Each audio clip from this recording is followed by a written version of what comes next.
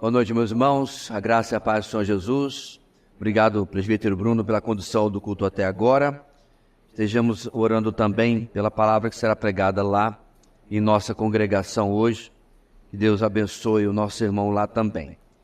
Meus amados, dando sequência à nossa caminhada no livro de Isaías, que já estamos chegando a 14 meses, desde 16 de julho do ano passado, nós estamos hoje na segunda parte da mensagem que começamos semana passada, a mensagem 48, e completa-se hoje com a mensagem número 49, esse contexto que nós dividimos em 2 domingos.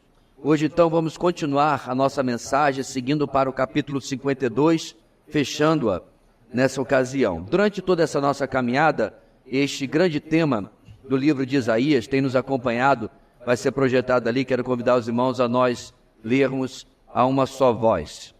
Lá está, vamos juntos? O Senhor removerá a iniquidade, trazendo a promessa por meio do reino e da pessoa do Messias. Na seção que nós estamos, irmãos, do livro de Isaías, que vai do capítulo 49 ao 57, temos o Senhor cumprindo aquilo que havia prometido quando ele encerrou o capítulo 48. Ou seja, Deus anuncia que fará algo novo, porque Israel havia falhado ao longo da história em ser a nação outdoor, nação que faria propaganda da pessoa do Senhor, a nação que proclamaria o nome do Senhor a todos os povos, através da bênção que estaria sobre ela. O Senhor traria então a solução definitiva para fazer o que Israel jamais havia conseguido, isto é, trazer essa glória ao nome do Senhor e a proclamação da salvação. Isso é que nós encontramos nesta segunda divisão da segunda parte de Isaías, de 49 até os 57, que já começamos há 2 semanas. Então, diante de mais uma palavra de reprovação de Israel, o Senhor traz ao centro da narrativa a figura do servo do Senhor, como o seu plano final, como aquele que iria então cumprir os seus propósitos e planos e trazer a redenção final a Israel e, é claro, a todo mundo. Hoje nós sabemos muito bem que este servo de Yahweh, esse servo do Senhor, é o Senhor Jesus. Ele é o Messias prometido. Ele é, digamos assim, o verdadeiro Israel, aquele que cumpre o que a nação não conseguiu cumprir. Bem, seguindo este argumento, irmãos, como dissemos no começo, hoje e domingo passado estamos cobrindo os capítulos 51 e 52, como está ali na descrição, e hoje vamos seguir até o versículo 12 do capítulo 52 com a nossa segunda parte da mensagem. Nesses 2 domingos, irmãos, nós temos explorado a seguinte grande ideia nesses textos que estão ali projetados. Dá mais um clique, por favor. Pronto, lá está. Vamos repetir juntos, irmãos. O Senhor finalmente exaltará os seus, os recompensando pelas lutas que passaram.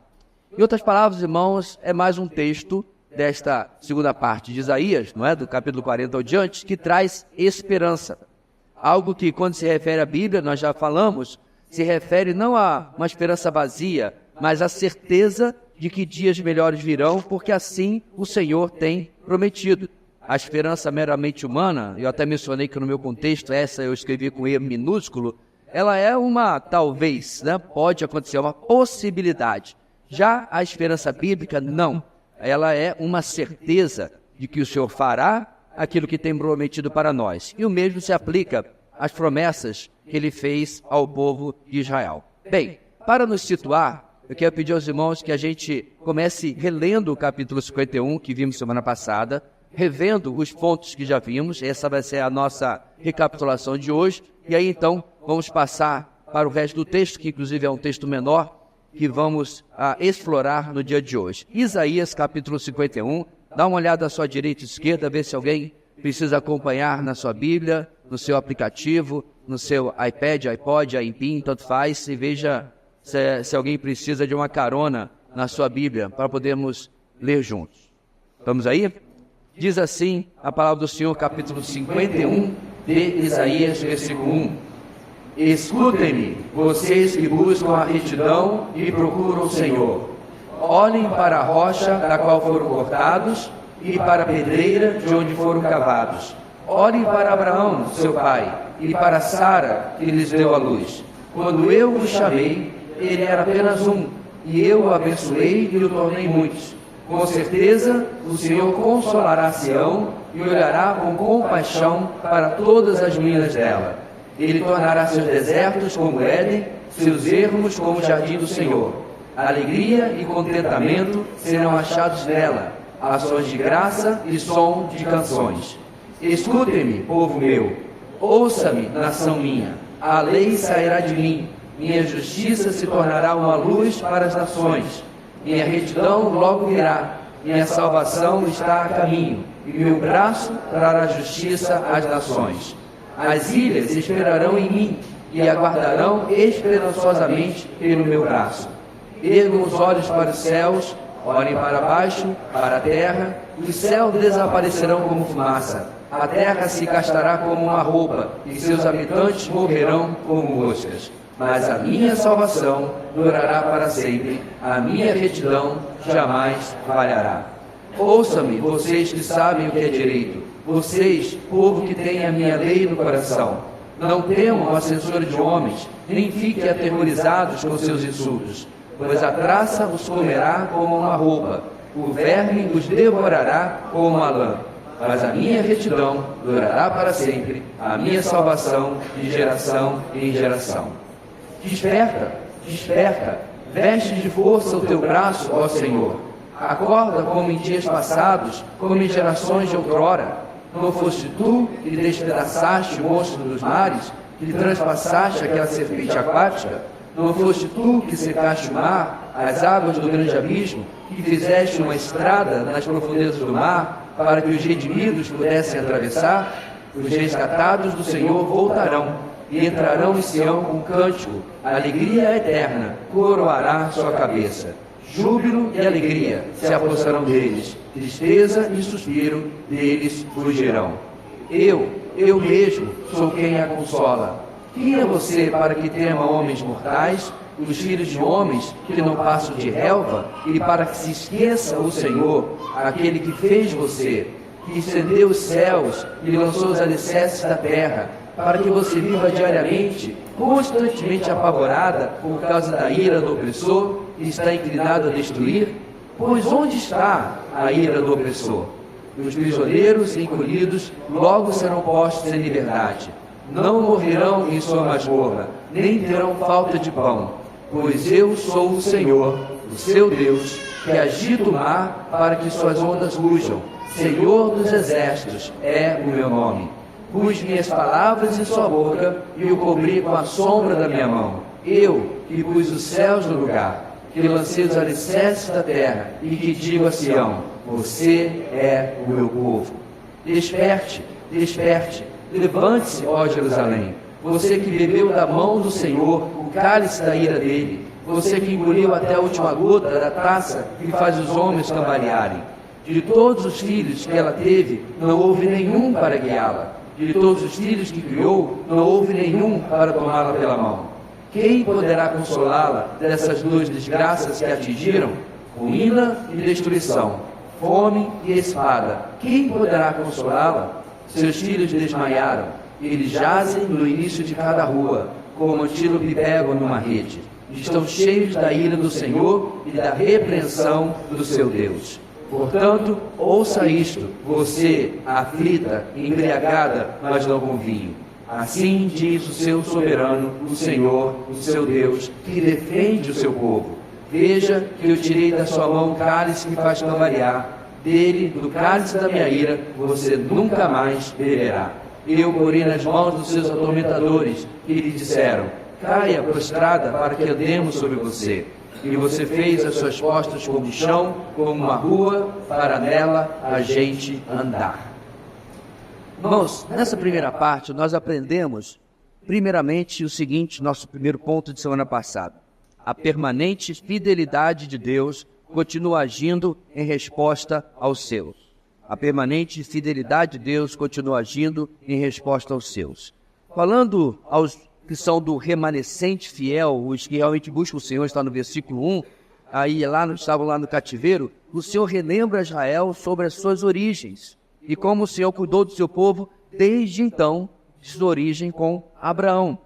Assim eles podiam descansar de que Deus continuaria fazendo o mesmo, descansar na permanente fidelidade de Deus, e não deveriam se amedrontar, se abalar com o cativeiro ou com seus opressores, pois o Senhor promete e de fato iria restaurá-los, não só a sua terra, mas no futuro iria trazer uma restauração definitiva na chegada do reino messiânico prometido. Deus então, meus irmãos, apresenta mais uma vez, eu vou repetir este termo até o final, o seu currículo.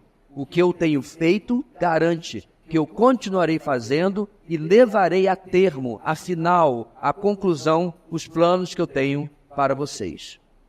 Em seguida, nós vimos nosso segundo ponto. Vimos que a permanente justiça de Deus continua pesando sobre os seus inimigos. Ou seja, enquanto a benevolente fidelidade de Deus guarda o seu povo, por outro lado, os que se opõem ao Senhor e em tempos se opõem também ao seu povo, eles podem contar que o juiz de toda a terra, o justo juiz, não toma o culpado como se fora inocente. A permanente justiça de Deus, aqui neste contexto, iria pesar primeiramente sobre os próprios babilônios.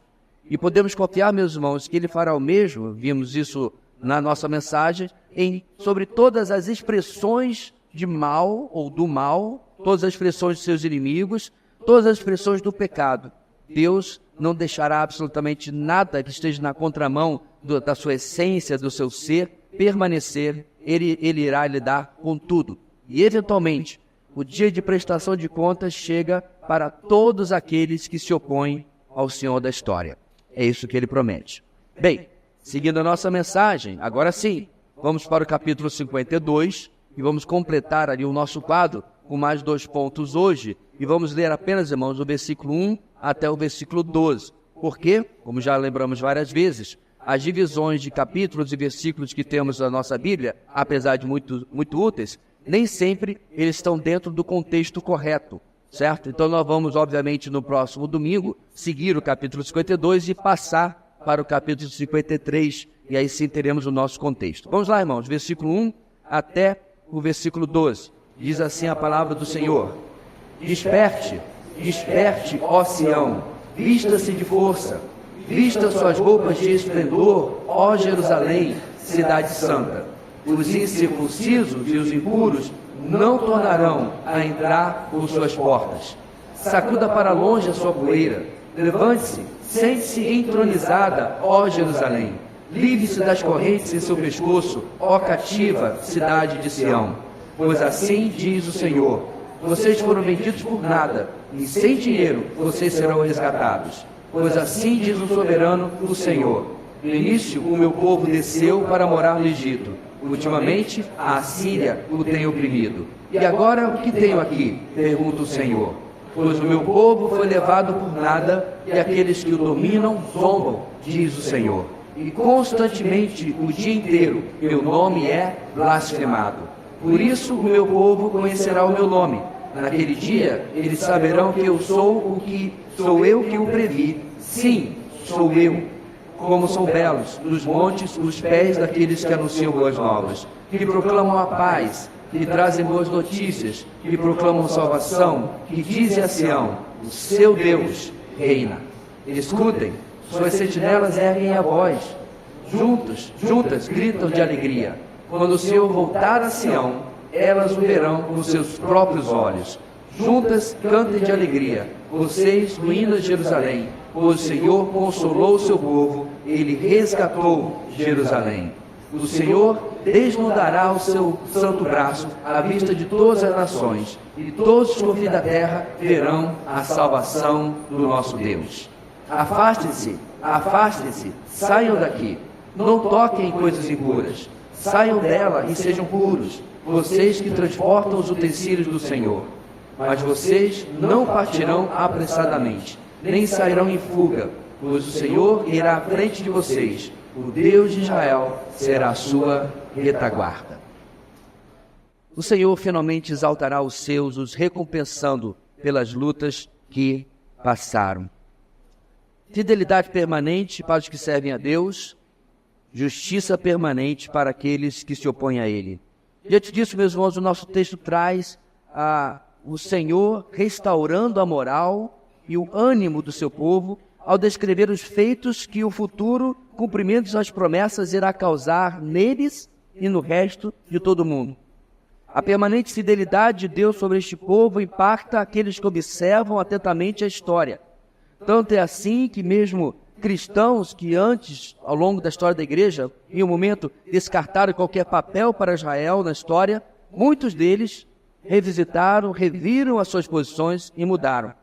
Apenas, meus irmãos, com muito ceticismo, nós podemos ignorar como Deus tem controlado a história e preservado o povo judeu, como nós temos visto, inclusive, em nossa EBD, Escatologia, preparando o palco para aquele tempo onde ele voltará a tratar com o seu povo, voltará a tratar com Israel, e assim ele irá cumprir as promessas que um dia fez a este povo no Antigo Testamento. Vamos continuar então, irmãos, nossa caminhada agora do versículo 1 ao versículo 10 do capítulo 52, e o nosso terceiro ponto, nossa terceira lição, para você anotar aí no seu boletim, diz o seguinte: o louvor de reconhecimento deve ser a resposta à fidelidade final de Deus. O louvor de reconhecimento deve ser a resposta à fidelidade final de Deus. Olhando para a sua Bíblia, no verso 1, nós temos pela terceira vez no nosso texto essa conclamação: desperte, desperte. E novamente, pela segunda vez, é Jerusalém ou Sião que é chamada a despertar. Ela devia se vestir de forças, devia se vestir de roupas de esplendor, e um claro contraste com a situação de humilhação que havia passado este povo praticamente pelos últimos 70 anos de cativeiro. A conclamação para sair de seu torpor é porque dias de celebração estão por vir.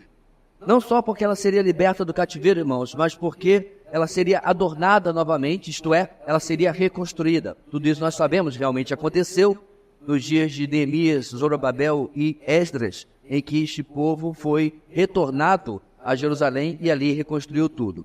Porém, irmãos, no final do verso 1, ele mostra que o Senhor está falando não apenas da saída do cativeiro, mas algo maior, algo superior, algo mais definitivo. A saída do cativeiro era o dia de agosto, era a avant-première, era a prova para aqueles dias daquilo que Deus promete para o futuro, porque o final do versículo 1 diz: e os incircuncisos e os impuros não tornarão a entrar por suas portas. Isto é, os inimigos que invadiram e saquearam Jerusalém inúmeras vezes ao longo da história, antes deste texto e depois desse texto, não invadiriam mais. E nós bem sabemos, irmãos, que isso não pode se referir apenas ao retorno da Babilônia, porque além do domínio persa, do domínio medo-persa daqueles dias, depois viriam os gregos, depois viriam os romanos, e mesmo, meus irmãos, ao longo da história, essa região foi conquistada pelos bizantinos, pelos árabes, pelos otomanos e até mesmo pelos ingleses no século passado. Ou seja, irmãos, depois disso, o Senhor está falando de outra coisa, do quê? Ele pula no tempo, olha para o futuro inclusive em relação aos nossos próprios dias, aquilo que nós chamamos de manhã do nosso futuro escatológico, e Deus fala sobre o reino messiânico, aonde realmente e de forma definitiva os incircuncisos e os impuros não tornarão a entrar mais pelas portas de Jerusalém. De forma alguma.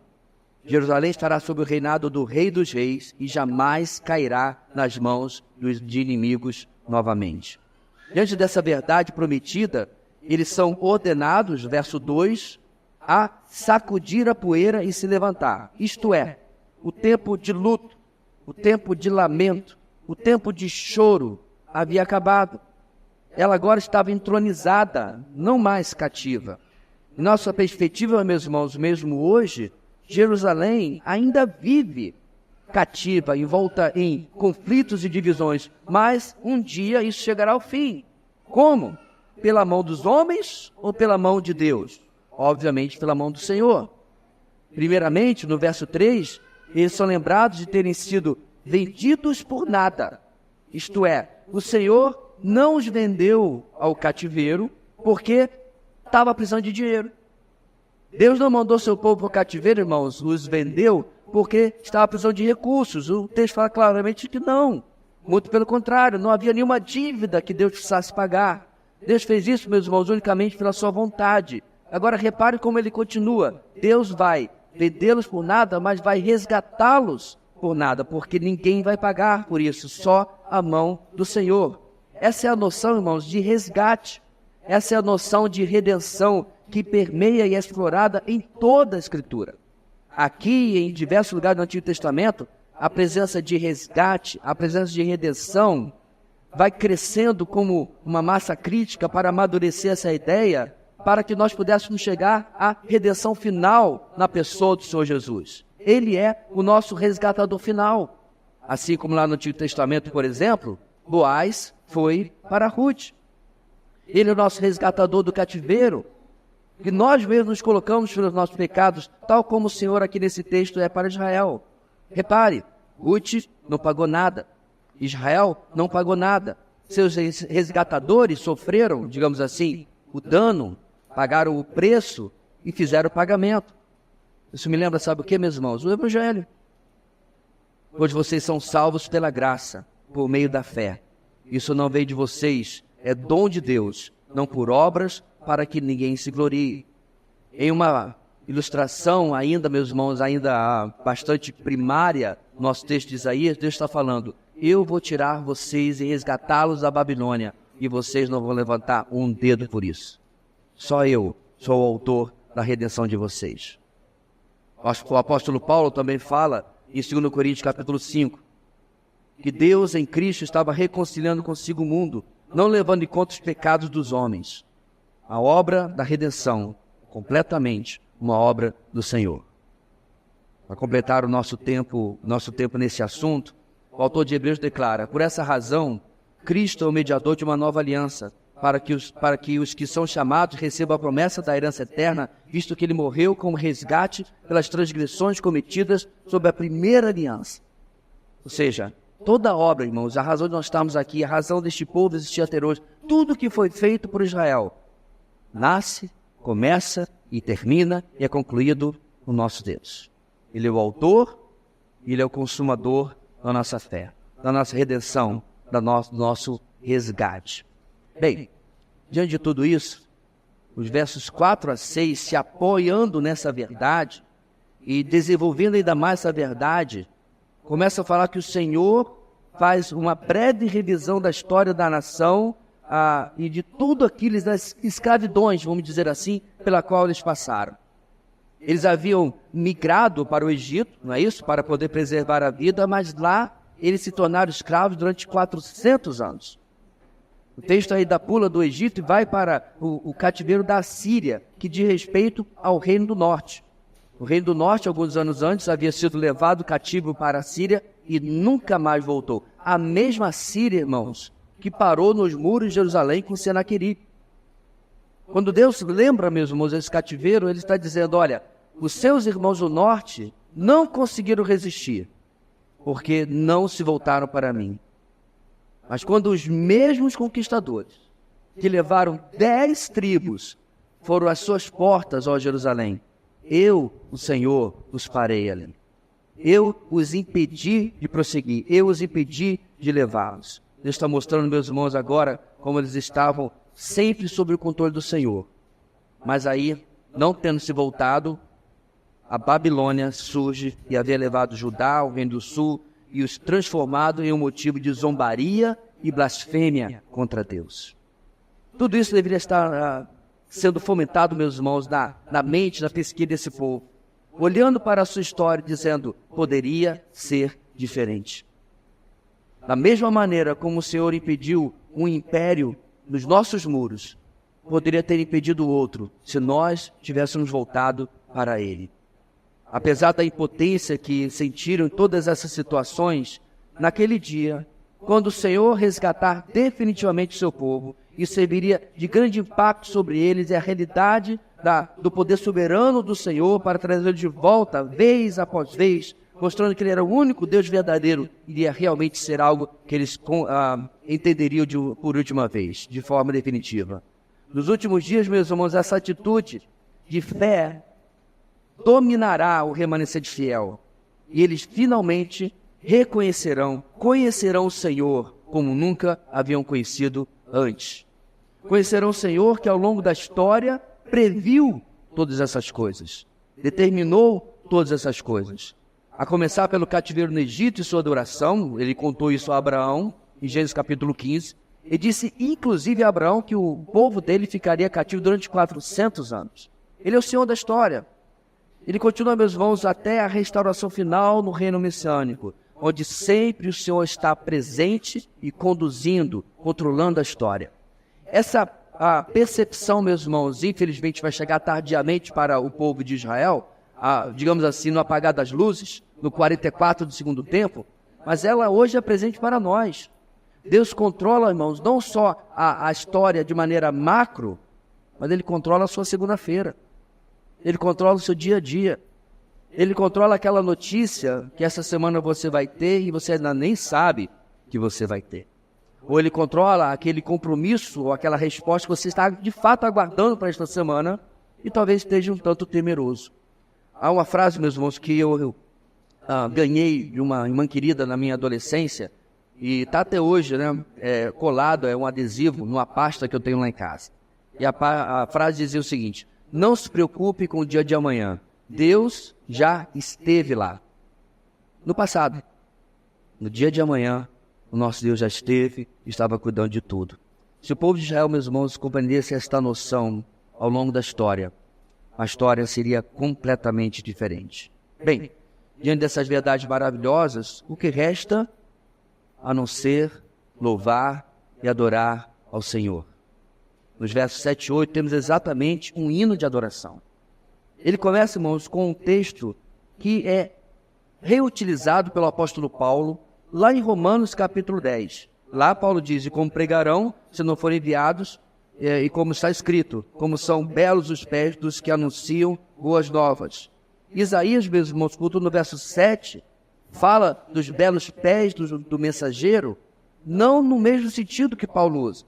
Boas novas lá em Paulo e Romanos são as boas novas do Evangelho.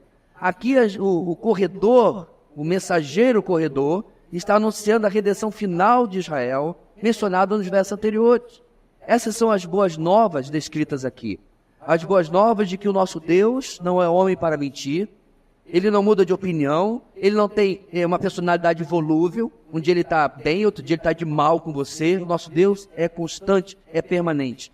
Cada uma, presta atenção, meus irmãos, cada uma das promessas que Ele fez ao seu povo do Antigo Testamento irá se cumprir literalmente da forma como Deus prometeu. E a razão principal, irmãos, é porque o nosso Deus não perde a sua posição de soberania. O trono nunca esteve, nem jamais estará vazio. Muito pelo contrário. Qual é a proclamação final das boas novas do corredor de belos pés? Está no texto. O seu Deus reina. Judá, Jerusalém, não é o Egito que manda no mundo. Não é a Babilônia que manda no mundo. Nem nenhum dos impérios do passado, muito menos as potências ou os poderosos de hoje.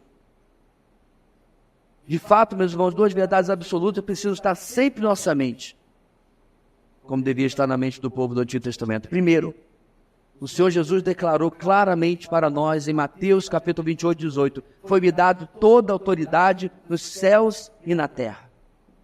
Quando eu estava diante, meus irmãos, de alguém, uma mera criatura, mas revestido de autoridade, o próprio Senhor Jesus disse: nenhum poder você teria sobre mim se do alto não lhe fosse dado. Não foi o que ele falou a Pôncio Pilatos? O Criador de todas as coisas, o Rei dos reis, o dono do mundo, o Senhor da história, compreendeu que naquele momento aquele homem estava ali por determinação divina. Mas quando, irmãos, ele ressurge dos mortos, tendo completado a obra da redenção, ele diz: toda a autoridade lhe foi dada nos céus e na terra. Isso, meus irmãos, apesar de ser obviamente verdade, ainda convivemos em um mundo onde existe uma tensão entre o senhorio de Cristo absoluto, mas um mundo que está debaixo do pecado. O mundo que está debaixo de um inimigo usurpador. O mundo jaz no maligno, é a mensagem da palavra de Deus para nós. Mas isso, irmãos, tem prazo de validade. Tem tempo para acabar. Seria muito bom se nós soubéssemos quanto tempo tem. Mas a palavra de Deus diz em Apocalipse capítulo 11, versículo 15, nos anuncia, aspas, o reino do mundo se tornou do nosso Senhor e do seu Cristo, e ele reinará para todo sempre. Então, irmãos, o seu Deus reina. Isso faz mais sentido do que jamais fez em toda a história, porque ele está no controle de todas as coisas. Muitas vezes, meus irmãos, quando nós acompanhamos a história da humanidade, até recentemente, parece que a coisa está meio desgovernada, como um carro sem piloto. Está desgovernada como alguma coisa que não tem direção. A palavra de Deus nos afirma vez após vez, este não é o caso. Nosso Deus está reinando e por isso ele merece nosso louvor, a nossa adoração. Ainda no hino de adoração, o verso 8, remove toda a dúvida de que apesar da alegria da libertação da Babilônia, o Senhor de fato está falando de algo maior, de algo mais definitivo. Ele está falando da alegria, diz o texto, quando o Senhor voltar a Sião. E naqueles dias, os que esperam vigiando, os que esperam, vamos emprestar da nossa EBD, virgens que têm óleo na candeira, na lamparina, não é isso que a gente viu hoje de manhã? Eles dizem, diz o texto, o verão com seus próprios olhos. Esse retorno, meus irmãos, causará, diz o texto, completa alegria no remanescente fiel. Deus fala de dias para o povo de Israel, onde não haverá mais retrocesso, não haverá mais outra temporada ruim. Não estamos falando, irmãos, aqui de uma fase. Deus vai fazer isso, mas depois vai voltar tudo a ficar ruim. Não.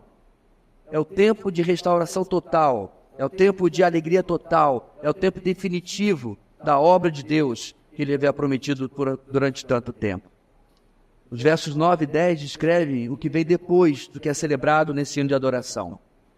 Quando o Senhor retornar, o remanescente fiel cantará com alegria, pois ele terá confortado e redimido o seu povo. Antes eram ruínas, e agora elas estão tudo reconstruídas. Tais ruínas, irmãos, aqui no nosso texto não é apenas o estado, digamos assim, físico que estava a cidade ou mesmo o país. Fala do povo que, perseguido e ameaçado, agora experimentará o livramento e a redenção final providos pelo Messias.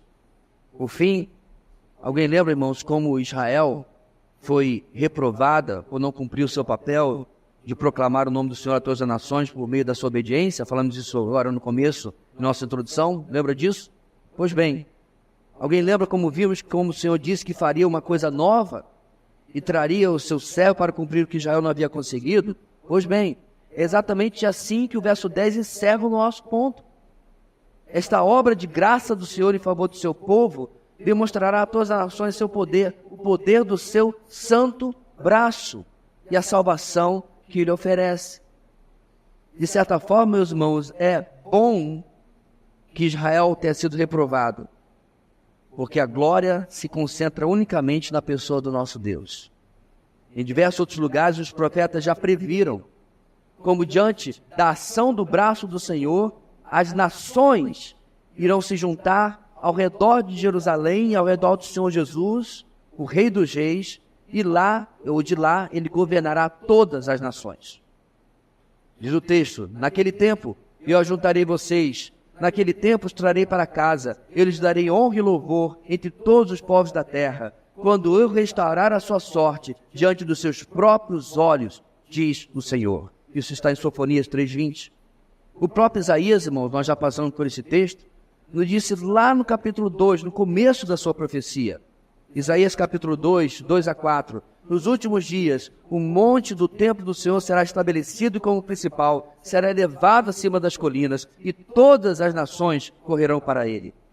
Virão muitos povos e dirão, venham, subamos ao monte do Senhor, ao templo do Deus de Jacó, para que ele nos ensine os seus caminhos, e assim andemos em suas veredas. Pois a lei sairá de Sião, de Jerusalém virá a palavra do Senhor. Ele julgará entre as nações e resolverá contendas de muitos povos. Eles farão de suas espadas arados e de suas lanças foices. Uma nação não mais pegará em armas para atacar outra nação. Elas jamais tornarão a preparar-se para a guerra. Isaías capítulo 2. Um vislumbre, irmãos, da absoluta paz, justiça, tranquilidade que reinará com o Senhor, reinando a partir de Jerusalém, com o reino messiano sendo estabelecido. Isso que o Senhor fará mudará totalmente, irmãos, o planeta Terra. o que acordos e sistemas econômicos não conseguiram, o que ideologias e pensamentos humanos, nem, digamos assim, a bondade humana não conseguiu, o Evangelho do Reino irá realizar. E todos se alegrarão com isso. Nós ainda não entramos neste assunto nossa BD, daqui a pouquinho, mas, irmãos, os pequenos vislumbres que a palavra de Deus dá do reino messiânico são de encher os olhos. Nós que vivemos em um mundo cheio de injustiças, nós vivemos um mundo cheio de criminalidade, cheio de corrupção, um mundo, meus irmãos, onde determinados poderosos fazem o que querem. Tudo isso será coisa do passado.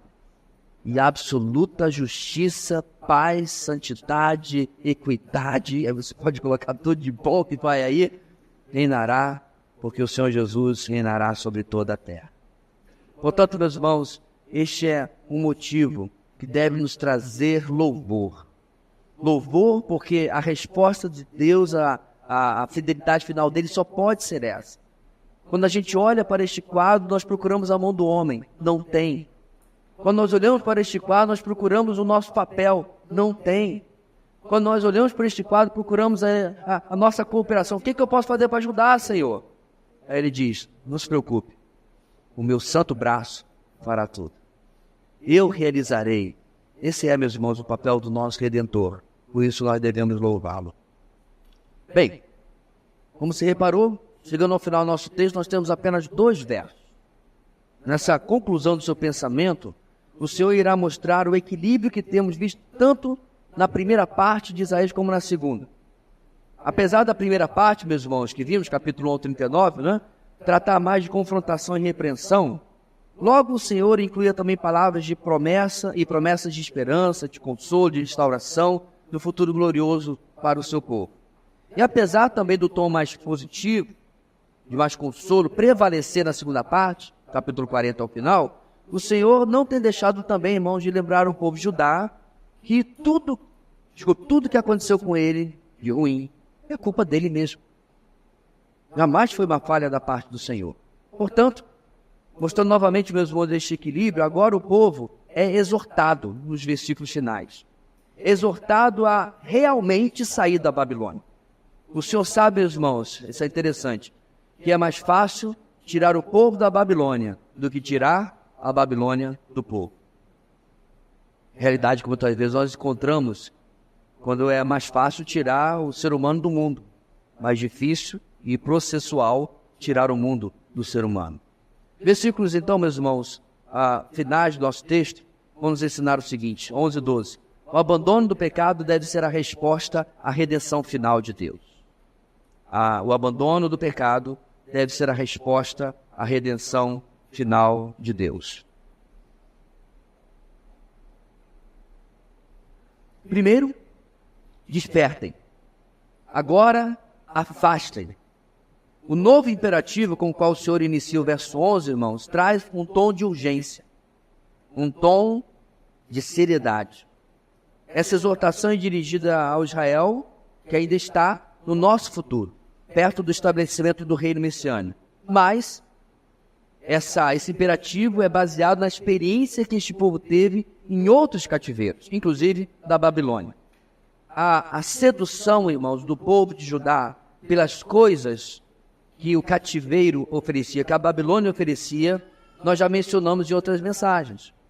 Nós, inclusive, chamamos isso de um tipo de síndrome de Estocolmo, na qual a pessoa capturada desenvolve simpatia pelo cativeiro e pelos seus captores.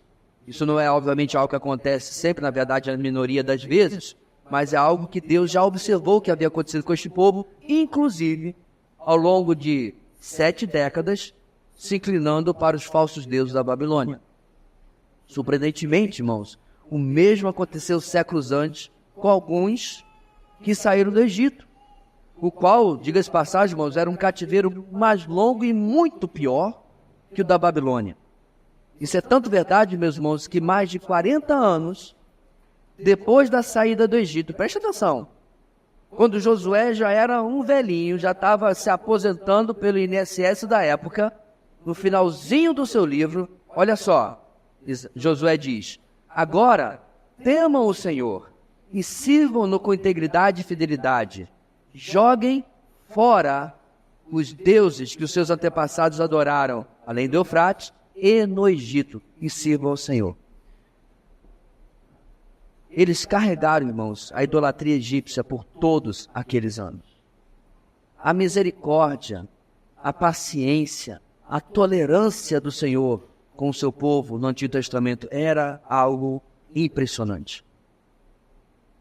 Além disso, meus irmãos, não podemos esquecer, ao longo do seu trajeto de 40 anos no deserto, eles reclamavam, eles lamentavam, eles murmuravam, desejando fazer o quê? Voltar para o Egito, para as panelas de carne e para os alhos porós. Citavam até o que tinha falta, né?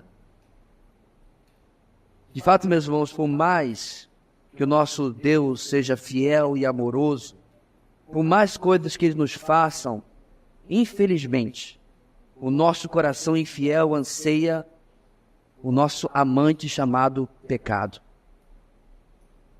Vivemos constantemente nesta tensão. Eu estou trazendo isso para nós, porque muitas vezes nós temos essa visão um tanto quanto arrogante para com o povo do Antigo Testamento. Mas essa é uma luta nossa hoje. O nosso fiel Deus faz de tudo por nós, pelo menos tudo que nós realmente precisamos, não o que nós queremos. E nós nos vemos muitas vezes desejando as panelas de carne e os alhos porós do mundo, do Egito. Aquilo que não nos pertence, aquilo que não é para nós. Por isso, irmãos, a urgência de que eles se afastem. Por isso, a urgência imperativa de que não toquem em coisas impuras. Por outro lado, eles fossem tão puros como os levitas que eram encarregados de transportar os santos utensílios do templo. É o que diz o versículo 1. Assim, meus irmãos, como na saída do Egito e na saída da Babilônia, também no futuro retorno de Israel, o remanescente fiel é exortado a se afastar dos lugares malignos onde estarão vivendo e das pessoas pecadoras do seu convívio e de tudo mais que isso traz junto. Tal desafio, irmãos, ecoa não só para esse momento histórico dirigido especificamente para o povo judeu, mas ecoa para mim e para você também. De fato, meus irmãos, o apóstolo João, o Senhor Jesus, registrado pelo apóstolo João no capítulo 17, traz a oração que o Senhor fez por mim e por você, sabendo, irmãos, que nós nos convertemos, mas nós continuamos aqui. Ninguém desencarna no momento da sua conversão. Nós continuamos vivendo na sociedade, no mundo, com tudo ao nosso redor. Então Jesus orou o seguinte, irmãos, João 17:15. Não rogo para que os tires do mundo, mas que os protejas do maligno. Eles não são do mundo, como eu também não sou. Santifica-os na verdade. Tua palavra é a verdade. Assim como me enviaste ao mundo, eu os enviei ao mundo. Dessa forma, o nosso afastamento da Babilônia, isto é, do mundo de onde fomos salvos, não é pelo isolacionismo, mas pela santificação através do poder do convencimento da palavra de Deus. Enquanto somos enviados a este mesmo mundo como representantes do nosso Deus. Se Israel, meus irmãos, tivesse feito isso, exatamente isso que o Senhor pede para nós, se ele tivesse sido a nação santa que o Senhor esperava que fosse, como a história da humanidade toda seria diferente, absolutamente diferente. Em outras palavras, irmãos, quando o povo de Deus obedece, o próprio mundo rebelde é impactado. Eu creio, por exemplo, irmãos, que Dario, não posso afirmar se ele um dia veio a se render a Deus, mas ele foi profundamente impactado porque na sua corte tinha um homem santo chamado Daniel. A presença, meus irmãos, de homens, mulheres, famílias, em uma sociedade que temem ao Senhor, impacta este mundo rebelde. Nós não podemos, através de nossa vida, de maneira nenhuma, salvar ninguém. Mas podemos cumprir o nosso papel de, digamos assim, colocar o sal, a sede por Deus na boca das pessoas, através da nossa vida, através do nosso exemplo. Bem, mas aqui o povo ainda precisa ser exortado a se afastar do mal, especialmente a forma de mal que haverá naqueles dias de tribulação antes da chegada do reino. Claramente, meus irmãos, como nós vimos de novo, vou emprestar da nossa EBD, como nós vimos na parábola das 10 virgens, parte do povo de Israel infelizmente, irá seguir o seu caminho de pecado, seguir o seu caminho de rebeldia e, muito provavelmente, se render ao poder vigente daquela época, que será o anticristo. Mas outra parte se renderá ao Messias, se renderá ao Senhor. E essa parte é exortada aqui: afastem-se, separem-se daqueles que têm se colocado como rebeldes diante do Senhor. E diferente, irmãos, da saída às pressas do Egito, dessa vez, versículo final, não haveria Faraó ou qualquer inimigo os perseguindo. O verso 12 termina trazendo essa segurança ao povo de Judá, ao povo de Deus, que o Senhor iria à sua frente e estaria à sua retaguarda. Ou seja, estariam envelopados pela proteção do Senhor. Eles estariam completamente guardados pelo Senhor.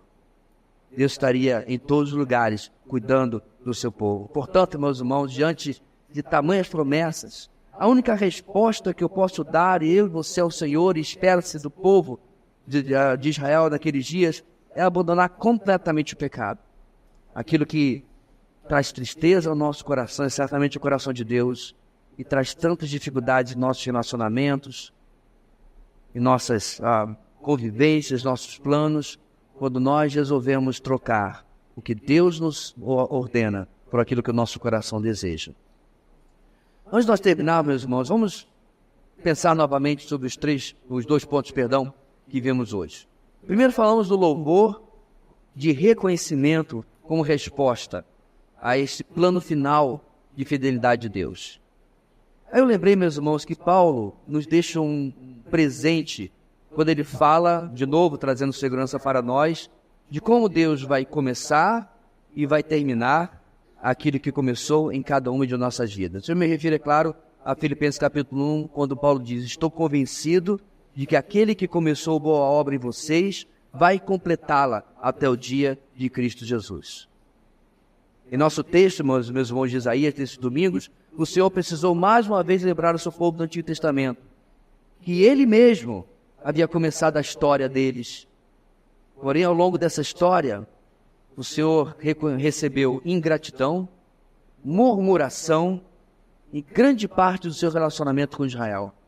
Será, meus irmãos, por outro lado, que isso tem sido diferente na minha e na sua vida? Será que nós temos recebido absolutamente tudo da parte de Deus com um coração grato, com um coração de louvor? Será que nós entendemos, meus irmãos, que absolutamente todas as circunstâncias da nossa vida são porque o Senhor tem algo preparado para nós através delas? Muitas vezes elas são disciplina necessária para que voltemos àquilo que Deus tem desejado para nós. Será que eu tenho respondido com louvor ou com murmuração? O Senhor, então, nos aponta como Ele mesmo é a garantia de que eles verão a restauração e a redenção finais, porque Deus é fiel, permanentemente fiel.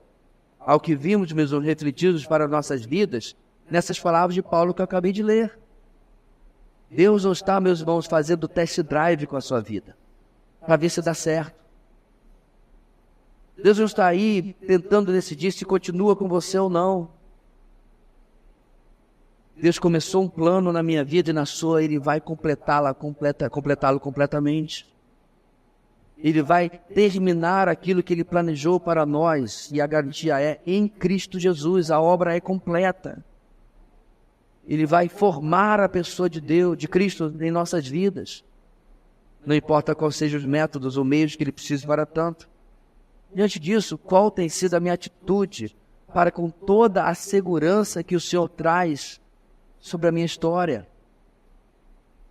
Desde quando, meus irmãos, eu não o conhecia ainda, Ele cuidou do roteiro que me levou até Ele. E Ele continuará até o fim cuidando desse roteiro. Como realmente posso louvar a Deus pela sua fidelidade e pelo fato de que Ele levará a minha história ao termo, à completude que Ele tem para mim? O que eu posso fazer com isso, meus irmãos?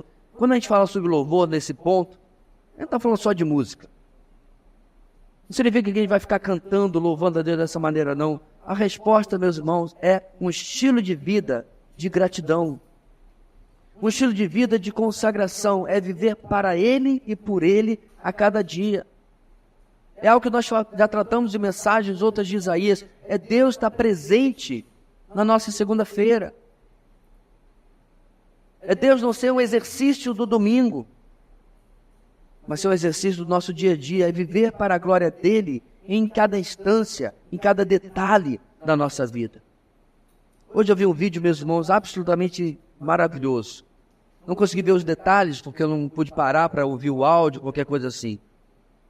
Uma professora, aparentemente nos Estados Unidos, pela aparência da sala de aula. E a câmera de segurança naquela escola tem, dentro da sala de aula, meia hora, 40 minutos antes da aula começar. Eu não sei se era o primeiro dia do ano letivo ou se ela faz isso todo dia. Ela sentou-se em cada uma das cadeiras, das carteiras dos seus alunos.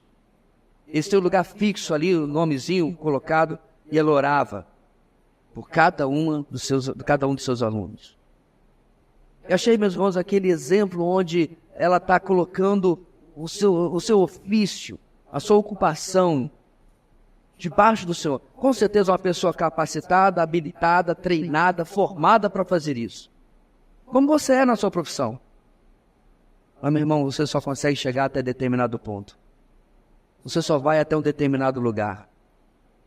Quer seja pastor, quer seja pedreiro, pouco importa. Suas mãos são limitadas, mas as mãos do Senhor não são. Louvar a Deus na nossa vida, meus irmãos, sabendo que Ele vai completar, é não deitar em berço esplêndido, é não relaxar, tá tudo dominado. Não.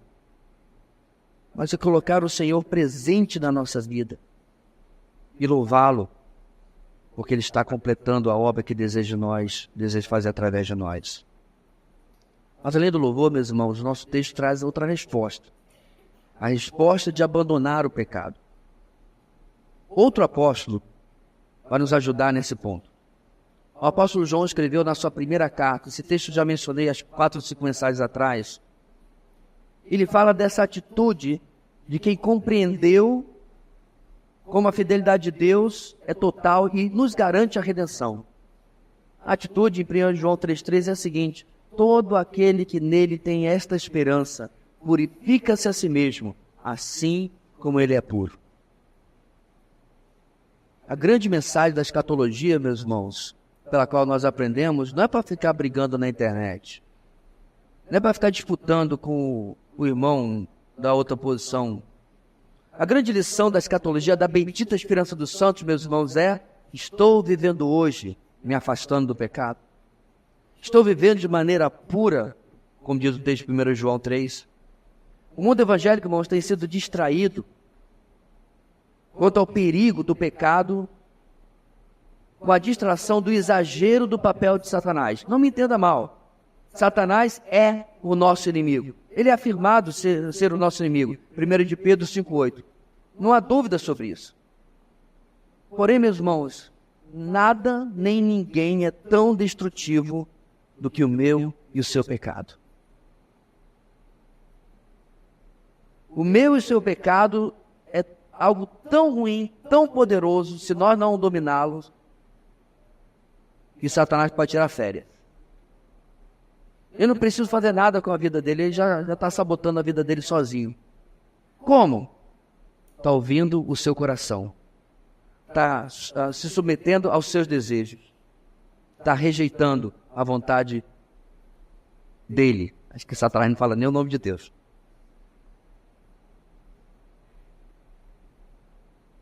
Nada é tão perigoso, meus irmãos, se nós menosprezarmos o poder que ele tem sobre as nossas vidas.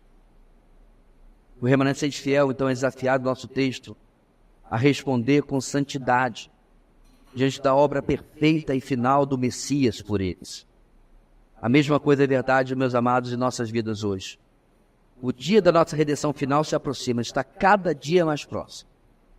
Quer seja pelo tocar da trombeta que nos arrebatará, quer seja pela nossa morte e partida deste mundo, está cada dia mais próximo. E uma vida de santidade e diário afastamento do pecado é a nossa única resposta à altura daquilo que nos espera. A obra que o Senhor fez por nós e para nós nos deu graciosamente é tão maravilhosa E essa é a resposta que nós podemos ou precisamos dar. Louvá-lo, glorificando por uma vida que diariamente, essa é a parte, digamos assim, positiva, viver uma vida para Ele, e por outro lado, negativo, afastar-nos do pecado. E isso se transforma num todo, numa unidade. E a nossa vida, meus irmãos, com certeza, vai incomodar este mundo, incomodar a sociedade. Porque quando o cristão, quando o Filho de Deus anda naquilo que o Senhor deseja para nós, o mundo não gosta. O mundo se incomoda. Você vai ser chamado por nomes, por apelidos e por adjetivos, mas estará cumprindo e fazendo aquilo que Deus se agrada, aquilo que glorifica o nome do Senhor. O Senhor, então, irmãos, finalmente, exaltará os seus, recompensando pelas lutas que passaram. Nós vimos, meus irmãos, nesses 2 domingos, sobre a permanente fidelidade de Deus, a sua permanente justiça. Vimos como nossa resposta é louvor e santidade. Porque, meus amados, nós não vivemos uma história de possibilidades. Nós vivemos uma história de certezas. Esta semana nos despedimos de um dos pastores mais idosos aqui de Roraima. Estava bastante enfermo, hospitalizado, e aprove ao Senhor levá-lo. Já teve culto de despedida, já teve o enterro. E nos comentários do nosso grupo, meus irmãos, não havia lamento, não havia tristeza desesperada, apenas a tristeza normal de um irmão querido, e havia muitos comentários de esperança. Porque de um momento para o outro, ele era um homem doente, fraco, quase senil, frágil, numa cama de hospital. Agora, ele está vivendo a melhor vida que poderia viver. Essa é a verdade para mim e para você. A garantia de que o Senhor já tem tudo planejado, tudo preparado, e absolutamente nenhuma força no universo poderá impedir que Ele possa finalmente exaltar-nos pela glória que está preparada para nós, recompensando por tudo aquilo que nós passamos.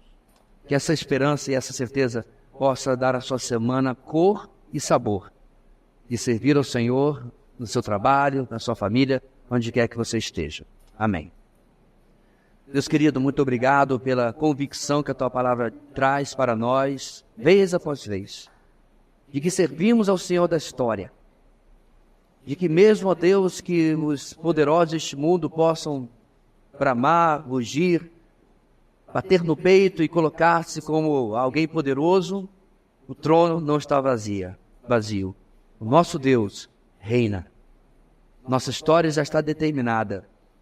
E só precisamos, ó Deus, hoje responder à sua permanente fidelidade, uma vida de adoração, de louvor, uma vida de santidade. Ajuda-nos nesse sentido, ó Deus. Nós oramos no nome de Jesus. Amém e amém.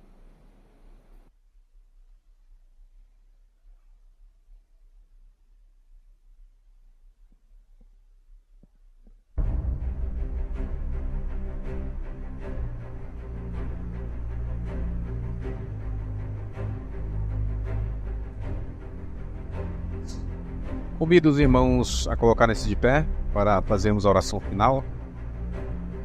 Pai amado, nós te agradecemos, Senhor, pela Tua graça, obrigado pela Tua misericórdia em nossas vidas. Pai, que o Senhor possa nos ajudar, Senhor, a vivermos para o Senhor, Pai, sermos diligentes, ó Pai, a sermos obedientes, ó Pai, ao Senhor. Nos ajuda, Pai, a vivermos em santidade, sempre prezando, Senhor, em obediência ao Senhor, para que o Teu nome seja glorificado em nossas vidas. Usa os nossos relacionamentos, o nosso trabalho, ó Pai, para que possamos, ó Pai, impactar esse mundo, Pai, por meio da obediência que temos ao Senhor. E, Pai, como é bom saber que o Senhor está no controle das coisas, o Senhor é soberano sobre todas as coisas, e independente das circunstâncias, ó Pai, aqui desse mundo, nós sabemos que um dia estaremos com o Senhor, Pai. Nós glorificamos o Teu nome, Te exaltamos e que possamos fazer isso em nossas vidas, ó Pai. Nos abençoa, Pai, nos dá uma semana abençoada, nos leva em segurança aos nossos lares e que o Senhor possa sempre estar nos abençoando. Te agradecemos no nome de Jesus. Amém. Graça e paz da parte do nosso Senhor e Salvador Jesus Cristo. Amém. Uma boa semana a todos. Deus abençoe. All right, and these couple ladies, this is our system. And she's got a boy out, and he also did Each officials.